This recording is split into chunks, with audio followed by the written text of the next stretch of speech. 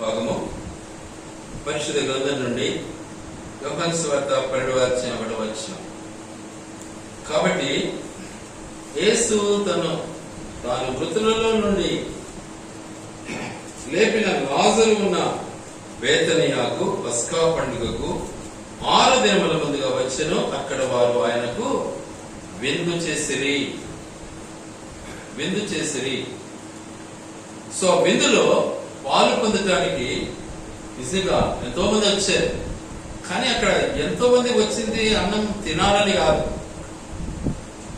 ఏదో మంచి మంచి భోజనాలు పెడతారని కాదు. వాళ్ళు వచ్చిన ఉద్దేశం ఏంటిది అంటే యేసు ప్రభువును చూడాలని, రెండవదిగా చనిపోయిన లాజరు బ్రతికాడు కనుక ఆయన చూడాలని వచ్చారు. చనిపోయిన లాజరు బ్రతకడం అనేది మామూలు విషయం కాదు కదా. చనిపోయి 3 దినాలు సమాధిలో ఉంచి 4వ దినం బయటకు వచ్చాడు. సో ఆ లాజరు చూడాలి, ఇది మామూలు విషయమా కాదు. సో ప్రతి ఒక్కరూ కూడా దానికి హాజరయ్యారు. ఎంతో మంది తరలి వచ్చారు ఆ విందును ఆరగించాలి. మరి లాజరు బ్రతికాడు కాబట్టి, లాజరు నిజంగా సమాధిలో నుంచి బయటికి తీయబడ్డాడు కాబట్టి, సజీవంగా లేచాడు కాబట్టి, దేవుడు ఆయన లేపాడు కాబట్టి ప్రతి ఒక్కరు చూడాలని ఇష్టపడ్డారు. ఆయన చనిపోయి 4 దినాలే అయింది. కానీ మానవ జీవితంలో మానవుడు ప్రతి దినము చనిపోతూనే ఉన్నాడు, ప్రతి దినము చస్తూనే ఉన్నాడు. చనిపోయి బ్రతుకుతున్నాడా లేదా అనేది వాడికి తెలియదు. చావడం ఒకటి మనకు తెలుసు, కానీ బ్రతకడం మనకు తెలియదు. బ్రతకడం ఎప్పుడు తెలుస్తుంది మనకు? చనిపోయినామని తెలిసినప్పుడు తెలుస్తుంది బ్రతకడం. చనిపోయినామని మనకు తెలియకపోతే ఎలా బ్రతుకుతామని ఎలా తెలుస్తుంది? కాబట్టి చనిపోయినామా లేదా, ఒక అబద్ధం ఆడావా సచ్చావు అనుకో, ఒక తప్పు చేసావా చచ్చావు అనుకో, ఒక అసూయ కలిగి జీవిస్తున్నావా చనిపోయిన జీవితమేననుకో. అందుకే అపోస్తలుడైనటువంటి పౌలు గారు రాసిన మాటను ఒకసారి జ్ఞాపకం చేసుకుంటే, మీరు మీ అపరాధముల చేతను మీ పాపముల చేతను చచ్చిన వారై ఉన్నారు అంటున్నాడు. చూసారా? చనిపోయిన జీవితం మనకు తెలిస్తే బ్రతుకుతామా? చనిపోయిన జీవితమే మనకు తెలియకపోతే బ్రతకలే. అది గొప్ప విషయం.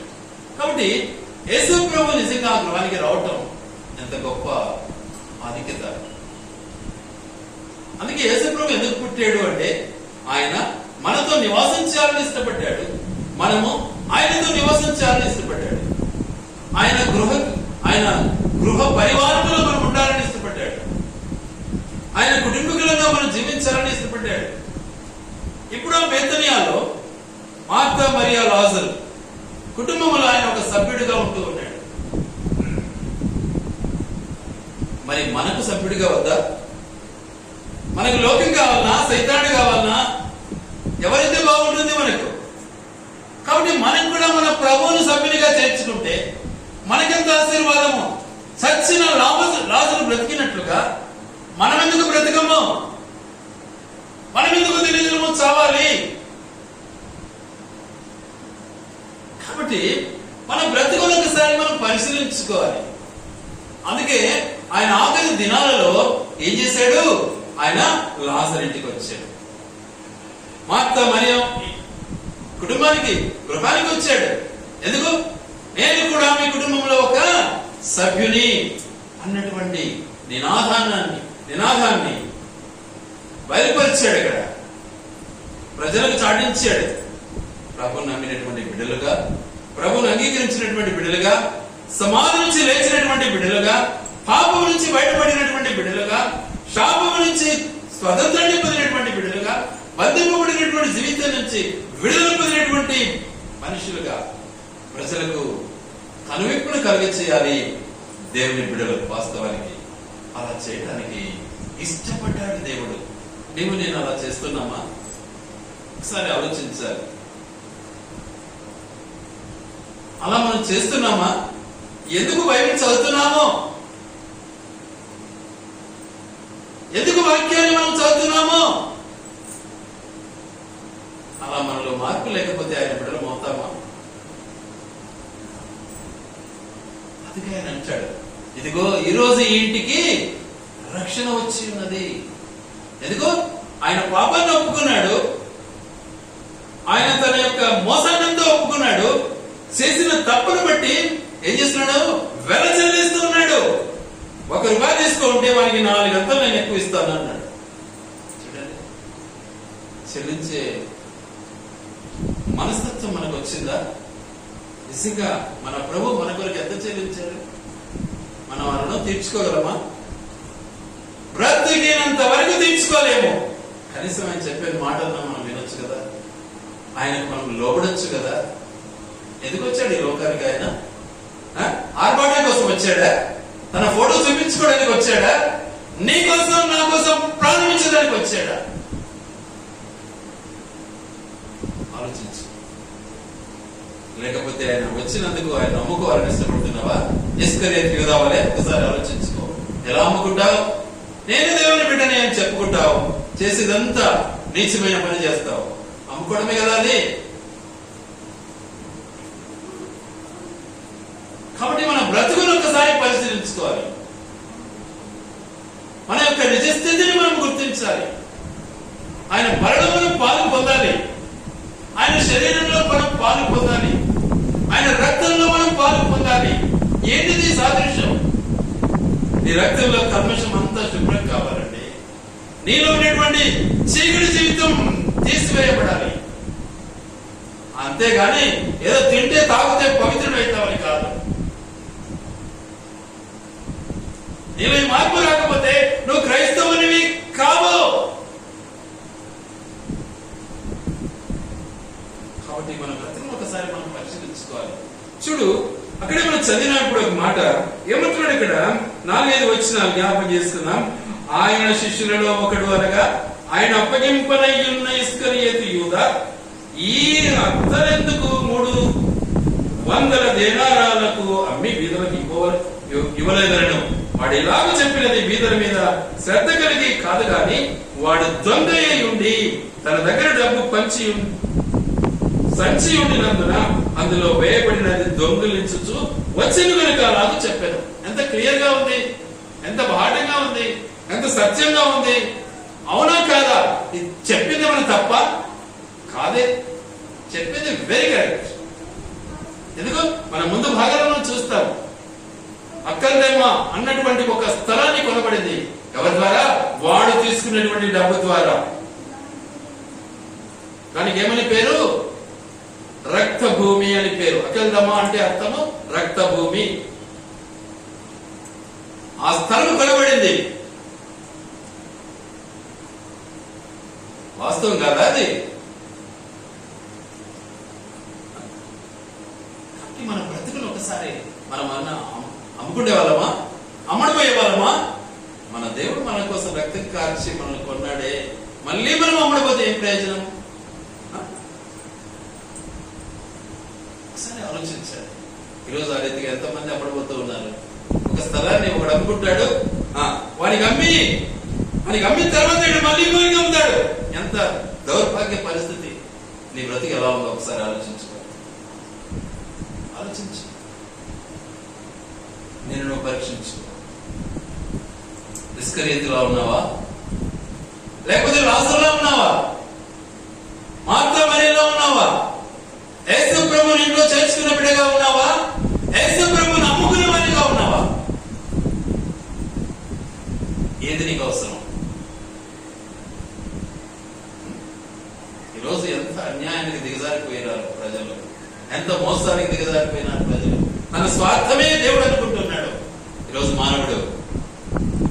అవునా కాదా? కానీ యేసు ప్రభు తన ప్రాణాన్ని బలి ఇవ్వడానికి వచ్చాడే. అందుకే ఆయన అంటున్నటువంటి మాట ఒక్కసారి జ్ఞాపకం చేసుకుందాం. చూడండి దయచేసి మత్తయి సువార్త 26వ అధ్యాయం.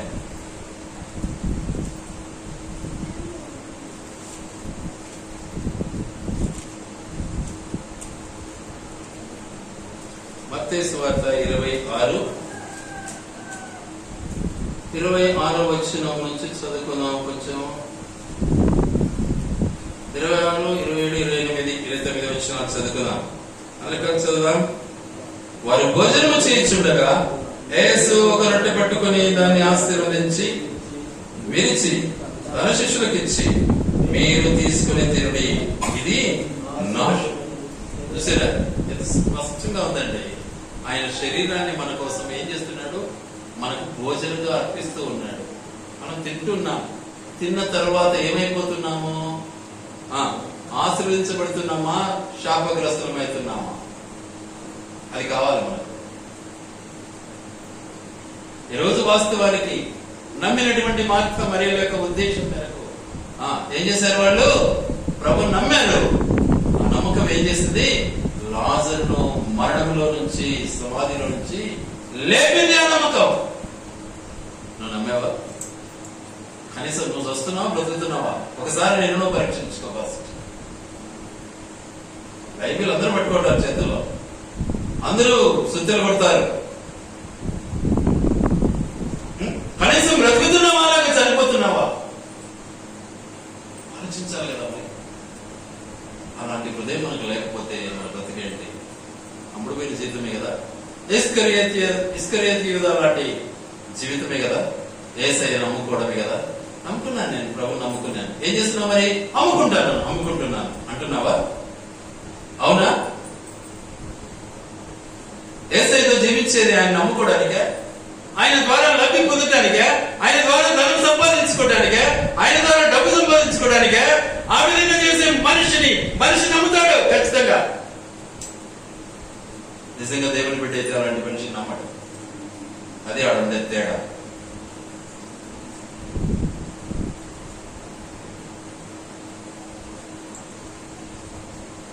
ఆ మార్పు నీలో రావాలి కదా. ఆ మార్పు నీలో రాకుండా దేవుని బిడ్డ ఎలా అవుతావు? ఆ మార్పు నీలో రాకుండా ఆయన యొక్క శరీరంలో ఎలా పాలు పొందుతావు? అయితే ఆయన అంటున్నటువంటి మాట, ఇది తన శిష్యులకు ఇచ్చాడు. నువ్వు ఆయన బిడ్డవేనా? నీకు ఇవ్వడానికి ఇష్టపడుతున్నాడు. ఆయన శిష్యుడివేనా? నీకు ఇవ్వాలని ఇష్టపడుతున్నాడు. ఆయన నమ్మేవా? నీకు ఇవ్వాలని ఇష్టపడుతున్నాడు. ఆయన ఎందుకు విశ్వాసం ఉంచావా? నీకు ఇవ్వాలని ఇష్టపడుతున్నాడు. ఆయన నామంలో బాప్తిసం పొందావా? నీకు ఇవ్వాలని ఇష్టపడుతున్నాడు.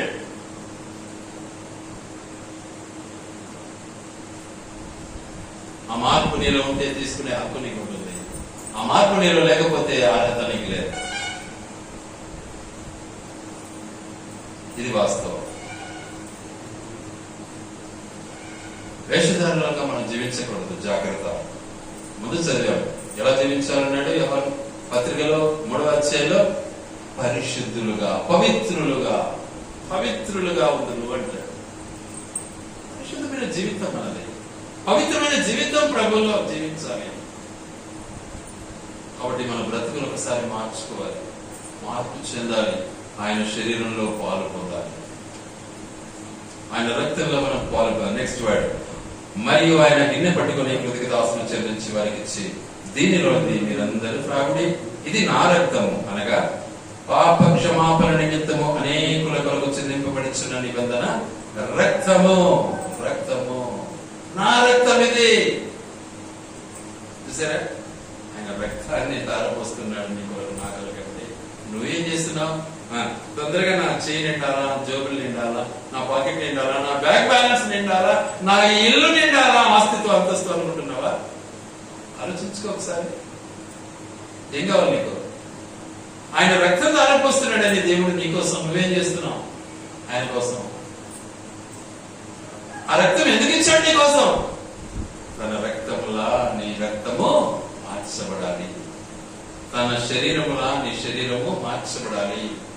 ఆయన అంకితం చేశాడు, శిలువకు అప్పగించుకున్నాడు. శ్రమలకు ఏమాత్రము కూడా వెనకంజ వేయకుండా శ్రమను అనుభవించడానికి ఇష్టపడ్డాడు. నువ్వైతే కొంచెం శ్రమ కాగానే అబ్బో నేను చాలా ఏమైపోయినాను, చాలా మీ భాషలో ఏమంటారు, అలసిపోయినాను, చాలా కష్టపడ్డాను, చెమటంతా కారిపోయింది నాకు, ఏం చేయాలా, ఇంకేడ చేసేది నేను, ఇంకేడేది నాతో. ఎంత దౌర్భాగ్య పరిస్థితి మనది. ఆ శిలువలో కూడా ఆ మాట అనలేదే ఆయన. నువ్వు ఎందుకు అంటున్నావు? ఆయన బిడ్డవేనా? ఒకసారి ఆలోచించు. ఉందే ఆ హృదయం మనకు?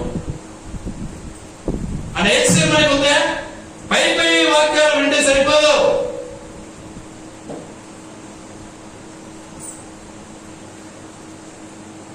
ఈరోజు ఇష్టమైనటువంటి బోధలు కావాలి, మనకిష్టమైన బోధ కావాలి. అట్టి బోధకు మనం చెవిగుతాం. కానీ ఈ బోధ పనికిరాదు మనకు. ఈ బోధ వాస్తవం కాదు కదా, ఇది అసత్యం కదా. నున్నగా పూత పూస్తే ఆ బోధ చాలా బాగుంటుంది, తీయగుంటుంది కదా. అంటే యేసు ప్రభు రక్తం కార్చింది తప్పే, ఆయన శరీరం అప్పగించింది తప్పే, శిలువ వేయబడింది తప్పే. నున్నగా బటర్ఫ్లై వెనపూస పూసినట్లు పూస్తే బాగుంటుందా? ఆ బోధకు మనం ఇష్టపడతామా? మనల్ని మనం సరి చేసుకోవాలంటే ఈ బోధ అవసరం. మనకు ఊరికి ఇచ్చాడా శరీరాన్ని, రక్తాన్ని నీకోసం? ఆలోచించాలి. మనం వాటిని మనం పొందడంలో మనం ఎంత నిజంగా మార్పు చెందిన వారమై ఉండాలో ఒకసారి పరిశీలించుకోవాలి. మనం ఏదైనా ఒక ఉద్యోగం కానీ, ఒక పని కానీ టైంకి వెళ్తామా, వెళ్ళమా? మరి దేవుని సన్నిధి అంటే ఎందుకు అంత నిర్లక్ష్యం? మనకు ఇన్ని తెలిసిపోతుంది. మనకు ప్రైమరీ లైఫ్ ఎంత ఇంట్రెస్ట్ లో ఉన్నాం మనం, అవునా కాదా? మన దేవుడు మన కోసం ప్రాణం పెట్టలేదా? మన కోసం తన యొక్క రక్తాన్ని కాల్చలేదా? నమ్మావా? మారు మనసు పొందావా? మరి దేవుని పట్ల చూపించే గౌరవం ఏంటి అసలు? శరీరంలో, రక్తంలో పాలు పొందే హక్కు నీకు ఉందంటావా? నేను సరి చేసుకోవాలి. అలా సరి చేసుకోకుండా పాలు పొందినట్లయితే శాపగ్రస్తులు అవుతావు. జాగ్రత్త. అశమషి కాదు దేవుని వాక్యం. వాక్యం ఏదైతే ఉందో అదే నెరవేరుతుంది. ఇందులో ఒక పుల్లు కూడా పక్కకు పోదు. జాగ్రత్త. ఎవడు తీసేయలేడు, ఎవరి చేత కాదు. దీంట్లో ఒక మాట కలిపేదానికి లేదు, ఒక మాట తీసివేసేదానికి లేదు. అలా ఎవడైనా చేస్తే వాడు శాపగ్రస్తుడు అని పరిశుద్ధ గ్రంథం చాలా స్పష్టంగా వ్రాయబడి ఉంది. ప్రకటన గ్రంథం 22వ అధ్యాయం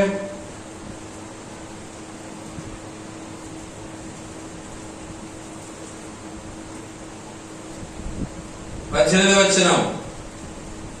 ఈ గ్రంథమందున్న ప్రవచన వాక్యములను విను ప్రతి వారిని నేను సాక్ష్యమిచ్చినది ఏమనగా, ఎవడైనాను వీటితో మరి ఏదైనా కలిపినేడలా ఈ గ్రంథంలో వ్రాయబడిన తెగుళ్ళు దేవుడు వారికి కలుగచేయును. అది సంగతి. ఎవడైనాను ఈ ప్రవచన గ్రంథమందున్న వాక్యములలో ఏదైనా తీసివేసినేడలా దేవుడు ఈ గ్రంథంలో వ్రాయబడిన జీవవృక్ష ఫలములను పరిశుద్ధ పట్టణంలో వానికి పాలు లేకుండా చేయును. ఇది సంగతి. చూసుకోండి. ఏదో దయచేసి సెపరేట్ కావాలండి. మనం సచ్చే లోపల కూడా మనం సెపరేట్ కాకపోతే ఈడనేమో అందరూ భలే ప్రార్థన చేస్తారు.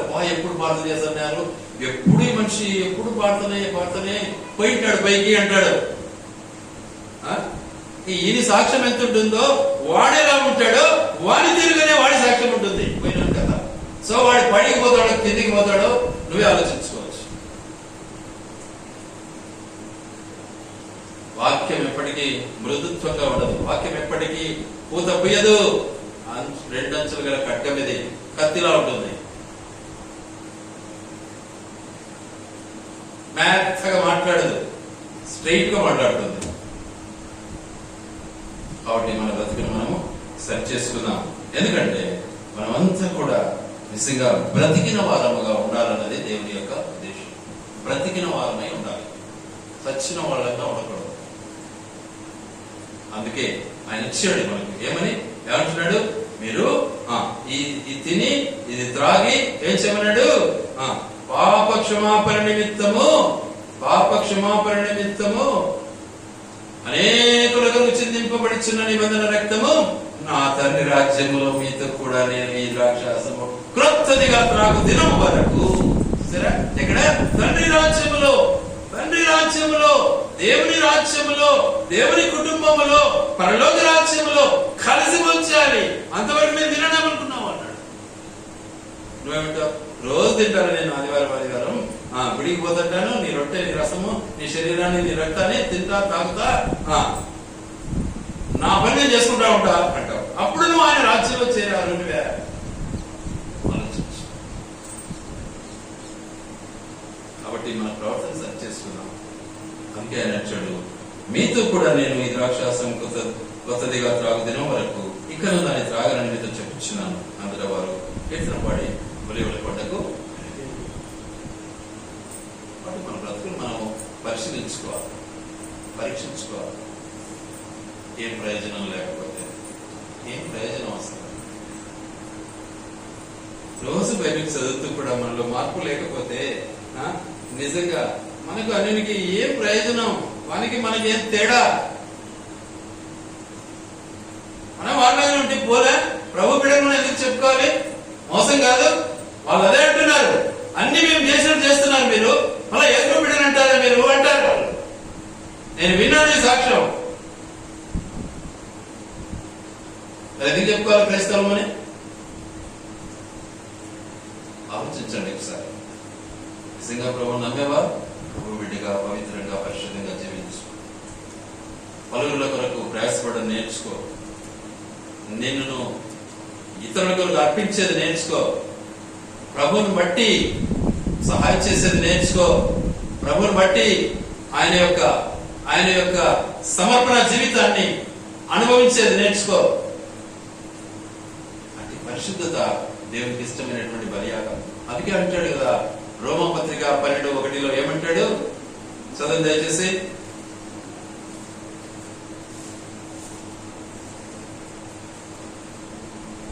12:1. కాబట్టి సహోదరులారా, పరిశుద్ధమును దేవునికి అనుకూలమైన సజీవ యాగమును మీ శరీరములను ఆయనకు సమర్పించుకోండి. చూసారా? ఏంది? తినండి, తాగండి, బలం పొందండి, ఏం కావాలా? కుస్తీ పట్టండి అంటున్నాడా? మీ శరీరాన్ని అర్పించుకోకుండా లోక మర్యాదలకు బానిసమై, లోకానుసారమైన ఆచారాలకు బానిసమై నీ జీవితాన్ని అమర్చుకుంటూ నేను దేవుని బిడ్డను అంటే ఏంటిది పని? ఏంటిది పరిస్థితి? ఆలోచించుకో ఒకసారి. అది దేవుడు ఇష్టపడతాడా? ఆలోచించాలి ఒకసారి. కాబట్టి మన యొక్క బ్రతుకును మార్చుకోవాలి, ప్రభువులో మనం కొనసాగాలి. ఇక చెప్తూ పోతే చాలా ఉంది గనుక ప్రభు చిత్తము, ప్రభు ఉద్దేశము, ప్రభు యొక్క వల్ల మనము నిజంగా మనం సాక్షులంగా జీవించాలన్నదే దేవుని యొక్క ఉద్దేశం. కనుక ఎల్లప్పుడూ కూడా ఆయన శిష్యులంగా, ఆయన బిడలంగా, ఆయన కుటుంబీకులంగా, ఆయన రక్త సంబంధికులుగా మనం జీవించాలన్నది దేవుని యొక్క ఇష్టం. అందుకే రక్తాన్ని చెందించాడు, ఆయన శరీరాన్ని అప్పగించాడు. లేకపోతే ఏదోనే నాదబడి రానులే, రక్తం పంచుకున్నాడు, రక్తం పంచిపెట్టాడు.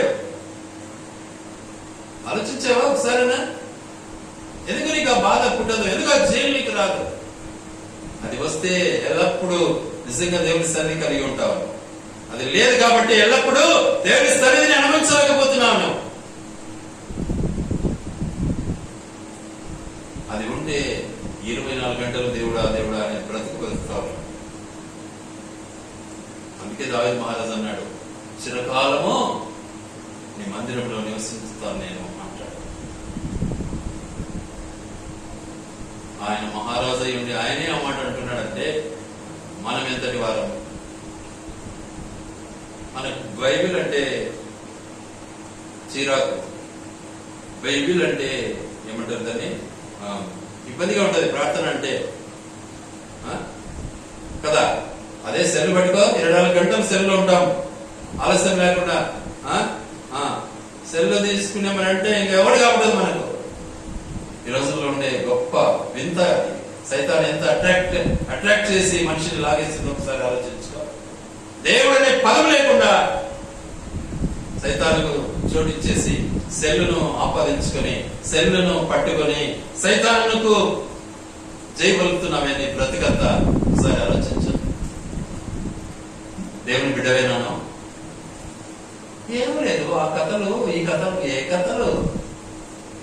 ఎంత మోసం ఇది, ఎంత నీచమైన పని ఇది.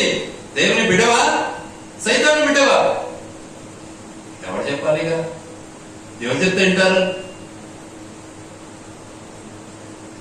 అనుకుంటే బాధ వేస్తుంది నాకైతే. ఎందుకు ఇలాంటి జీవితం మార్చబడతా ఉంది? సైతానికి ఎందుకు ఈ విధంగా లొంగిపోతుంది లోకం అని? ఒక ఇంట్లో నలుగురు అంటే నలుగురు 4 మూలలు కూర్చుంటారు సైడ్లు తీసుకొని. ఎవరు కాబట్టి ఇక ఉన్నాడా దేవుడు ఇంతకు మన మధ్యలో? ఎందుకులే, మేము పొద్దున సాయంత్రం ప్రార్థన చేసుకుంటాము. ఏమని ప్రార్థన చేస్తావు? దినమంతా సెలవులు చూస్తావు ప్రభు అని ప్రార్థన చేస్తావా? మోసం కాదా ఇది? అన్యాయం కాదా ఇది? కూలీ చేయడం కాదా దేవుని మనలా? జాగ్రత్త పడు, మార్చబడు. ఆయన శరీర రక్తాల్లో పాలు పొందే నీవు సిద్ధపడు, యోగ్యత సంపాదించుకో. అప్పుడే ఆయన రక్త శరీరాలలో నీకు పాలు. అందుకే ఆయన ఇచ్చింది ఎవరికి? అన్నిలోకి ఇవ్వలే, తన శిష్యులకు ఇచ్చాడు. నువ్వు నిజంగా ఆయన శిష్యరికంలో ఉన్నావా? పాలు పొందే అర్హత నీకుంది. ఆయన ఆధీనంలో ఉన్నావా? పాలు పొందే యోగ్యత నీకుంది. అలా లేదా? యోగ్యత నీకు లేదు. జాగ్రత్త పడండి. కాబట్టి దేవుడు నిజంగా మనకిచ్చే గొప్ప హెచ్చరిక. మనల్ని మనం పరీక్షించుకుందాం, ఆయన శరీర రక్తాల్లో పాలు పొందుదాం. దేవుని మార్చులు ఆయన వినికిడిలో దీవించి ఆశీర్వదించును గాక. ఆమేన్.